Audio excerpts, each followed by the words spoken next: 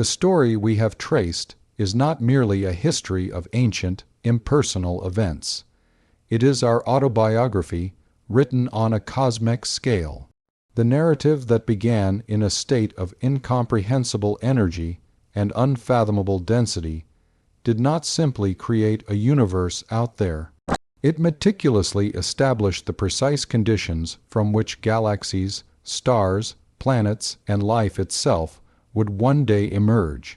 The first chapter of the universe, therefore, is not a prologue to our existence. It is the foundational act of our genesis. This origin story redefines our understanding of place and connection. We often look up at a night sky and feel a sense of separation, a vast, cold emptiness between us and the pinpricks of light. But the truth revealed by cosmology is one of profound intimacy. Every atom in our bodies that is not hydrogen, the carbon in our cells, the oxygen we breathe, the iron in our blood, was forged in the heart of a star that lived and died long before our sun was born. That star, in turn, coalesced from a cloud of gas enriched by generations of stars before it, all tracing their lineage back to the first, massive stars that ignited in the cosmic dark ages. And those stars themselves could only form because of the subtle gravitational seeds, the faint wrinkles of density, imprinted on the universe when it was a mere 380 years old. We are, in the most literal sense, stardust, but we are more than that. We are the universe having undergone a 13.8 billion year process of transformation and complexification, become conscious and capable of looking back upon itself. This carries a profound implication. We are not just living in the universe. We are of the universe, a natural expression of its underlying laws and initial conditions. The same physical principles of nuclear fusion that powered the first 3 minutes of nucleosynthesis power our sun today.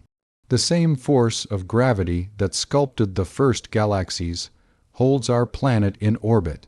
The electromagnetic force that allowed electrons to bind to nuclei, clearing the cosmic fog, is the same force that binds the molecules of our DNA. The story we have told is one of unbroken continuity.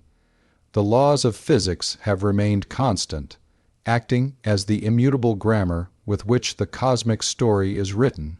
The transition from a uniform quark, gluon plasma, to the intricate web of galaxies and the biological complexity of a human brain is not a series of random accidents, but a coherent, though staggeringly complex, unfolding governed by these laws. Furthermore, our very ability to decipher this story is a testament to its coherence. We can predict the ratio of hydrogen to helium in primordial space, and find it confirmed in the oldest observable clouds. We can predict the existence and precise temperature of the cosmic microwave background, and then point our telescopes to detect its faint whisper from every direction. We can run sophisticated computer simulations that take those tiny fluctuations from the background radiation, and, by applying the known laws of gravity and hydrodynamics, watch them evolve into a cosmic web that mirrors the large-scale structure we observe today. The universe is comprehensible because it operates on a consistent set of rules, and we, as a product of this universe, have evolved the cognitive capacity to perceive and understand those rules. In seeking our origins, we are the universe developing self-awareness. This journey from the singularity to sentience is the greatest story ever told, and it imbues our existence with a new kind of meaning, not one imposed from outside, but one derived from connection and consequence. We are the universe's way of knowing itself. The hydrogen that formed in the first minutes now flows in the water of our oceans and courses through our veins. The carbon forged in stellar cores forms the backbone of every organic molecule in every living thing on Earth. The calcium in our bones, the silicon in our rocks, the gold in our jewelry, all were created in the spectacular deaths of distant suns. Therefore, when we contemplate the night sky, we are not looking out at a foreign realm. We are gazing back into our own deep past, observing the earlier chapters of the story that led to us. The light from distant galaxies is a messenger from a time before Earth existed, carrying information about the universe's youth. Every observation, every experiment, every theoretical breakthrough in cosmology is an act of reading our own cosmic genealogy. In the end, the first chapter did not conclude with the formation of atoms or the release of the first light. That was merely the end of the beginning. The first chapter wrote the script, the laws, the ingredients, and the initial conditions. All subsequent history, from the ignition of the first stars to the formation of our planet, the evolution of life, and the rise of a species that can wonder about its origins, is the meticulous and breathtaking execution of that script. We are the living consequence of that ancient prologue. To understand how the universe wrote its first chapter is to understand the first fundamental steps in the journey that ultimately led to us, here and now, capable of telling the tale. It is a story that tells us we belong, irrevocably and wonderfully, to this cosmos. We are not strangers in a strange land. We are the universe come home to itself. To understand the very first ingredient, we must let go of everything familiar. Imagine trying to describe a color that has never been seen. This is the challenge of the universe's first moments. The prevailing story we tell ourselves, the Big Bang, is not an explosion in space, like a firecracker in an empty room. It is far more radical. It was the rapid, exponential emergence of space itself. All that we now see, the 100 billion galaxies, the infinite blackness between them, was once compressed into an infinitesimally small, hot, dense state. A singularity, the words hot and dense fail us here. The temperature was not like that of the sun. It was a number so vast it describes a state where the fundamental forces that govern reality, gravity, electromagnetism, the nuclear forces, were fused into one unified power. Matter as we know it could not exist.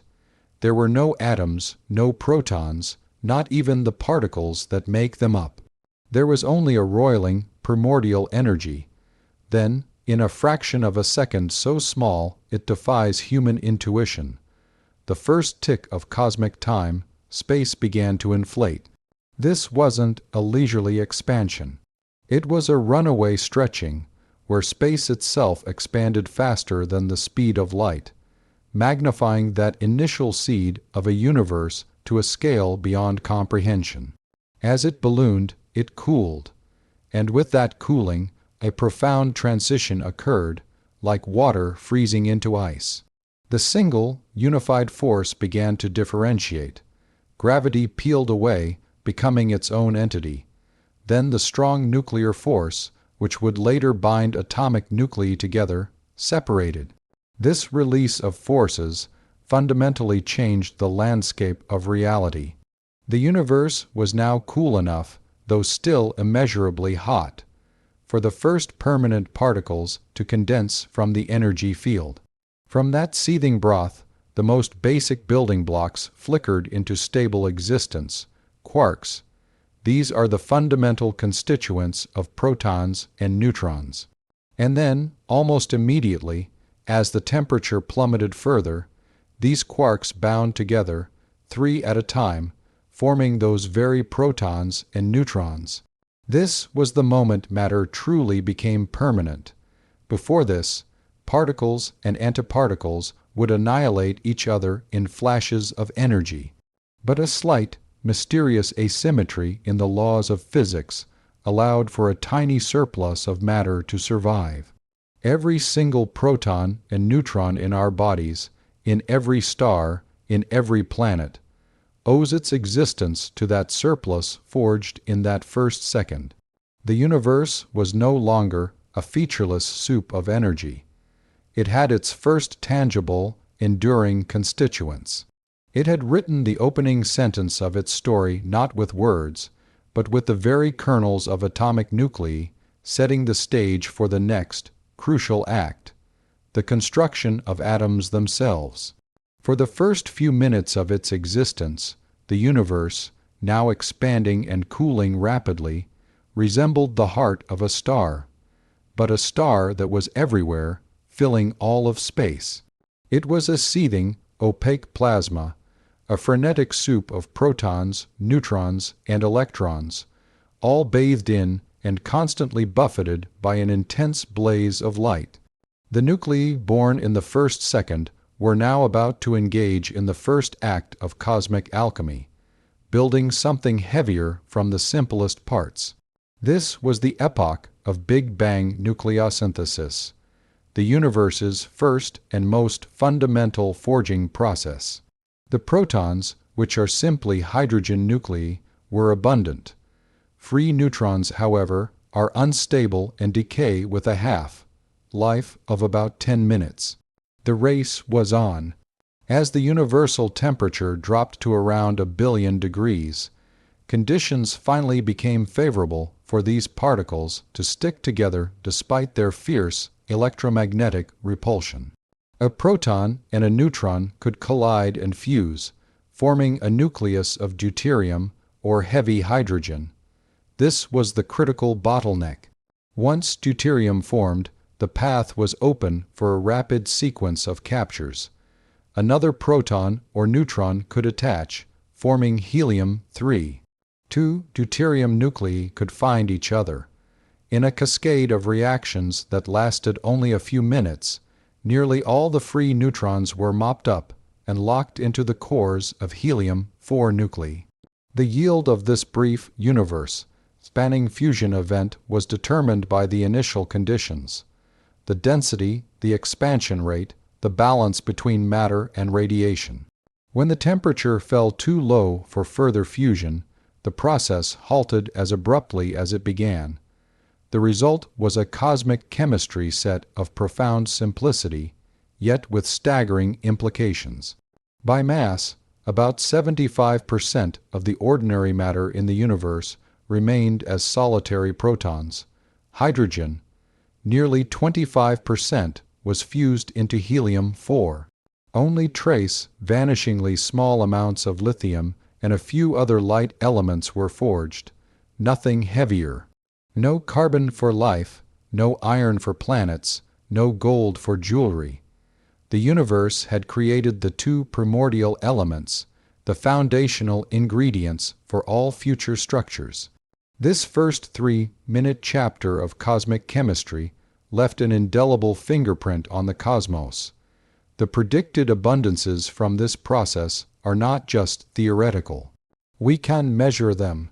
When we look at the oldest, most pristine clouds of gas in the universe, untouched by later generations of stars, we find that exact ratio, roughly 3 parts hydrogen to 1 part helium by mass. This astonishing match between prediction and observation is one of the strongest pillars of evidence for the Big Bang model.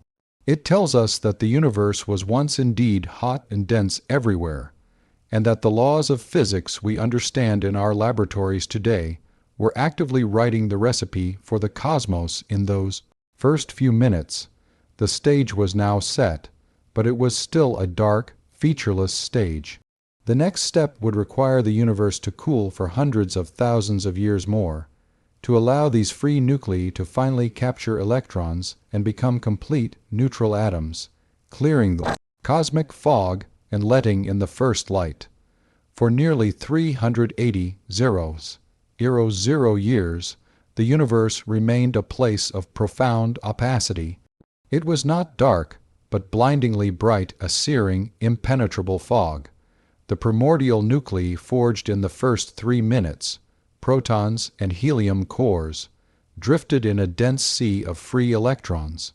These electrons were relentless scatterers.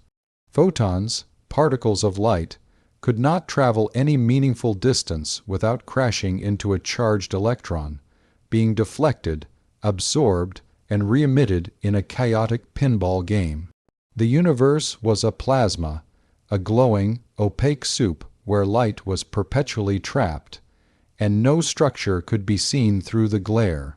The entire cosmos was cooling, however, as the relentless expansion stretched the fabric of space, thinning the particles and redshifting their energy. The critical threshold was approaching. The temperature was falling toward a point about 3000 Kelvin, cooler than the surface of the sun but still scorching, where the electrons, buzzing with less and less energy, could no longer resist the electromagnetic pull of the atomic nuclei. One by one, they were captured. A proton would snag an electron, becoming a stable, neutral atom of hydrogen. A helium nucleus would capture two, achieving its stable form. This process, known as recombination, though it was really the first combination, was a quiet, universe-wide metamorphosis. It was not an explosion, but a settling. The consequence was immediate and revolutionary. With the electrons now bound into atoms, the highway was suddenly cleared. Photons, which had last scattered off an electron, now found themselves with a universe nearly empty of free charges to obstruct them. They began to travel freely, in straight lines, for the first time. In a cosmic instant, the opaque fog lifted. The universe, for the very first time, became transparent. This sudden release of light, a final flash that echoed from every point in space, is the event we detect today. That flash did not go away. It has been traveling ever since, stretched and cooled by the ongoing expansion of the universe over the ensuing 8 billion years.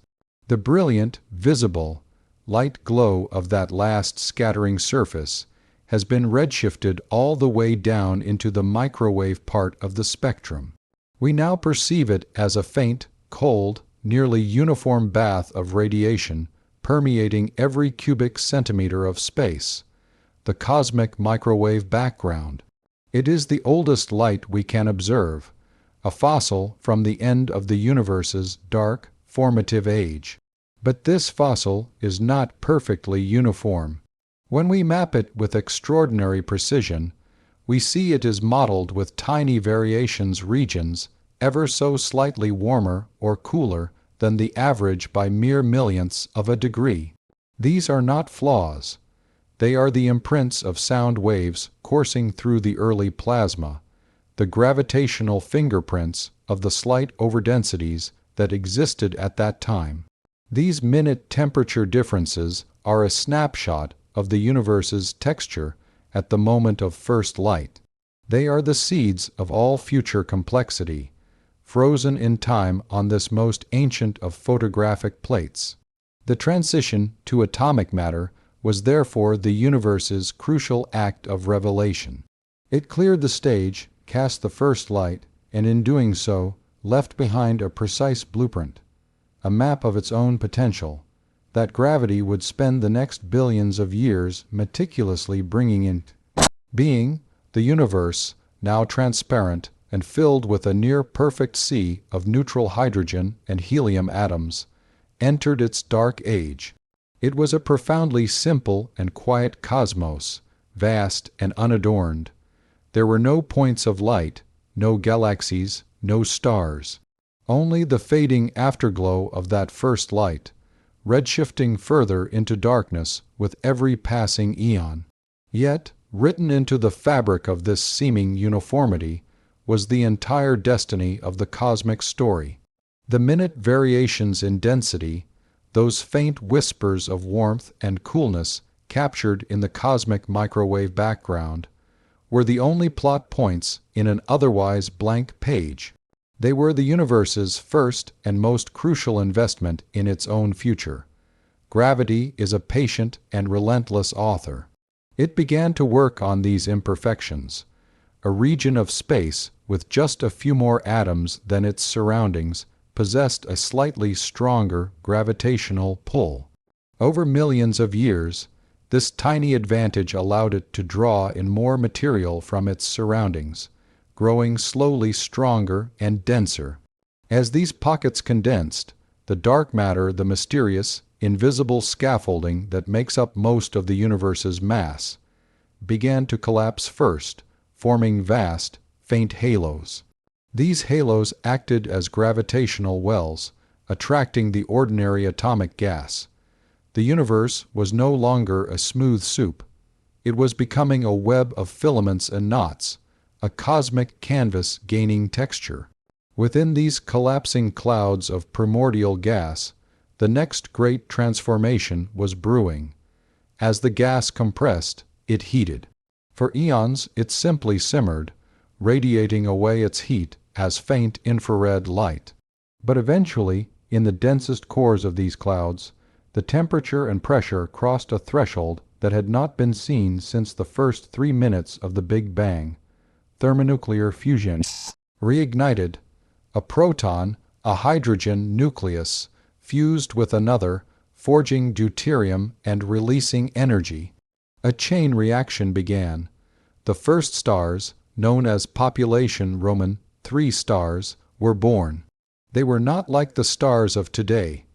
They were likely monstrous behemoths, composed only of hydrogen and helium, burning ferociously bright and dying young in spectacular supernova. These first stars were the universe's first true engines of change. Their violent lives and deaths accomplished 2 universe-altering tasks. First, they flooded the dark cosmos with its first new light since recombination, ending the cosmic dark ages. Second, and more fundamentally, their nuclear furnaces and explosive deaths performed the first act of heavy element creation, or stellar nucleosynthesis. Within their cores, they fused hydrogen and helium into carbon, oxygen, nitrogen, and up to iron. In their catastrophic deaths, they forged even heavier elements like gold and uranium, spewing this newly enriched material out into the surrounding gas. This was the final, critical step set in motion by that first chapter. The pristine, simple universe of only hydrogen and helium was now seeded with the ash of dead stars. This enriched gas, full of complex atoms and able to cool more efficiently, would collapse into second-generation stars, now with the capacity to form rocky planets. Every galaxy, every nebula, every solar system, and every rocky world like our own is a direct consequence of those initial density fluctuations being amplified by gravity and processed by stars. The first chapter did not write a detailed story, it wrote a recipe. It provided the simple ingredients, the fundamental forces, and the initial conditions. Gravity, acting on those subtle seeds, did the rest, constructing the magnificent, complex cosmic architecture we are part of today. We are the outcome of a narrative that began with a whisper of unevenness in the dawn of time.